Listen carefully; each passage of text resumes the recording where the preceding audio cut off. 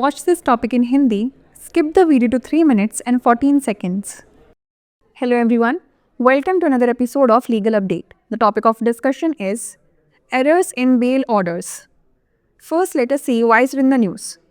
Recently, in the Umar Bashir Khan vs. UT of Jammu and Kashmir case, the High Court of Jammu and Kashmir and Ladakh criticized the trial court for its copy-paste syndrome and lack of judicial diligence in handling the bail application. Let's look at the background of the case. The petitioner was accused of trespassing, assaulting, attempting sexual assault, and threatening the prosecutrix's life. FIR was filed under sections 451, 376/511, 354 and 506 of the Ranbir Penal Code based on the prosecutrix's complaint from December 2018.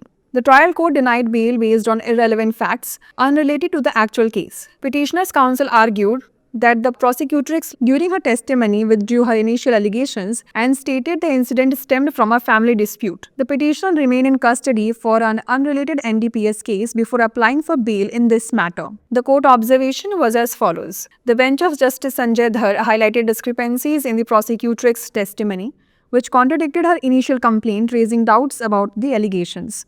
The court emphasized the need for judicial diligence in bail applications, warning against the copy-paste syndrome in proceedings which risk violating individuals' fundamental rights. The bench emphasized judicial sensitivity and avoiding procedural delays that violate fundamental rights. Let's know more about bail.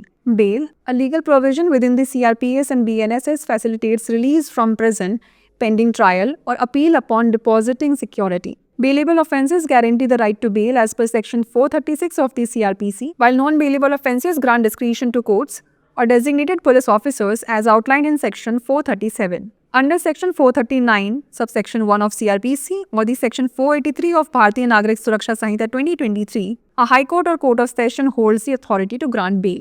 Let's now discuss a case law related to it.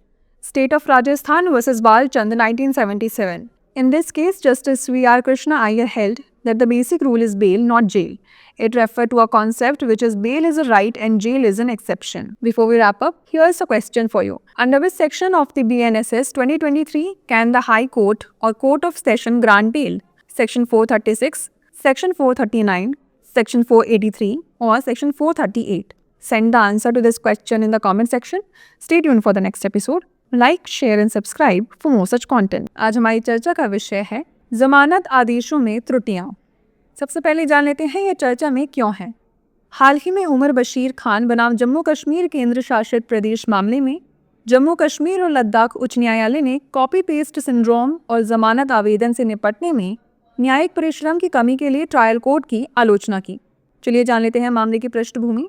याचिकाकर्ता पर अवैध प्रवेश, मारपीट, यौन उत्पीड़न का प्रयास तथा अभियोक्ता की जान को खतरा पहुंचाने का आरोप लगाया गया था। दिसंबर 2018 में अभियोक्ता की शिकायत के आधार पर रणबीर दंड संहिता की धारा 451, 376/511, 354 और 506 के तहत FIR दर्ज की गई थी। ट्रायल कोर्ट ने वास्तविक मामले से असंबंधित अप्रासंगिक तथ्यों के आधार पर जमानत देने से इनकार कर दिया।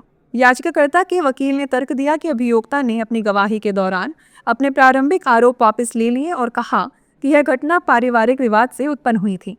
इस मामले में जमानत के लिए आवेदन करने से पहले याचिकाकर्ता एक असंबंधित NDPS मामले में हिरासत में रहा। न्यायालय की टिप्पणी की बात करें तो न्यायमूर्ति संजय धर की पीठ ने अभियोक्ता की गवाही में विसंगतियों को उजागर किया जो उसकी प्रारंभिक शिकायत के विपरीत थे, जिससे आरोपों पर संदेह पैदा हुआ। न्यायालय ने जमानत आवेदनों में न्याय तत्परता की आवश्यकता पर बल दिया और कार्यवाही में कॉपी पेस्ट सिंड्रोम के प्रति चेतावनी दी, जिससे व्यक्तियों के मौलिक अधिकारों का हनन होने का खतरा है। पीठ ने न्यायिक संवेदनशीलता और मौलिक अधिकारों का उल्लंघन करने वाली प्रक्रियागत देरी से बचने पर जोर दिया। आइए अब जान लेते हैं जमानत के बारे में। जमानत CRPC और BNSS के अंतर्गत एक कानूनी प्रावधान है जो सुरक्षा जमा करने पर मुकदमे या अपील लंबित रहने तक जेल से रिहाई की सुविधा प्रदान करता है। CRPC की धारा 436 के अनुसार जमानती अपराधों में जमानत का अधिकार दिया गया है, जबकि गैर जमानती अपराधों में न्यायालयों या नामित पुलिस अधिकारियों को विवेकाधिकार दिया जाता है, जैसा कि धारा 437 में उल्लिखित है। CRPC की धारा 439 उपधारा 1 या भारतीय नागरिक सुरक्षा संहिता 2023 की धारा 483 के तहत उच्च न्यायालय या सत्र न्यायालय को जमानत देने का अधिकार है। चलिए अब जान लेते हैं इससे संबंधित एक केस के बारे में। राजस्थान राज्य बनाम बाल चंद 1977। इस मामले में जस्टिस V.R. कृष्णा अय्यर ने कहा कि मूल नियम जमानत है, जेल नहीं। उन्होंने एक अवधारणा का उल्लेख किया कि जमानत एक अधिकार है और जेल एक अपवाद है। आइए अब नोट कर लेते हैं अभ्यास प्रश्न। BNSS 2023 की किस धारा के तहत उच्च न्यायालय या सत्र न्यायालय जमानत दे सकता है? धारा 436, धारा 439, धारा 483 या धारा 438? इसका उत्तर हमें कमेंट सेक्शन में जरूर भेजिएगा। ऐसी और वीडियोस देखने के लिए लाइक, शेयर और सब्सक्राइब करना ना भूलें। धन्यवाद।